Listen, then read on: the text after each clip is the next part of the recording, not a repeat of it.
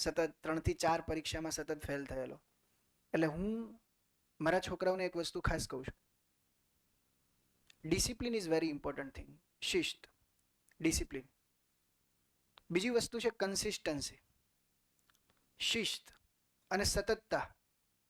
આ બે ગુણ જે એસ્પિરન્ટની અંદર હશે એને કોઈ પાસ થતા નહીં રોકી શકે. આ મારા શબ્દો ખાસ ધ્યાન રાખજો. આ બે વેલ્યુ જોશે.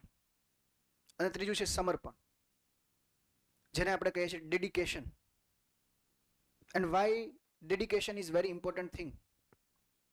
સમર્પણ શા માટે અગત્યનું છે? સમર્પણ એટલે શું? તમારો સમય, તમારી ધ્યાન, તમારી ઉર્જા એ તમારા ધ્યેયની, તમારા લક્ષ્યની પ્રાપ્તિ માટે હોવું જોઈએ. ઇન્સ્ટાગ્રામમાં રીલ્સો નથી જોવાની, એમાં ટાઈમ જરાય બગાડવાનો નથી થતો. જનરલી આપણે ઇન્સ્ટામાં સ્ક્રોલ કરવાનું ચાલુ કરીએ ને તો ભાઈ બંધ નથી થતા, અને એ તો ચાલુ જ રહે ઇન્સ્ટામાં તો સ્ક્રોલિંગ ને આન તેને બધું. એટલે એ કરવાનું થતું નથી. ઇન્સ્ટાગ્રામ બને એટલું ઓછું યુઝ કરવાનું, સોશિયલ મીડિયા બને એટલા ઓછા યુઝ કરવાના.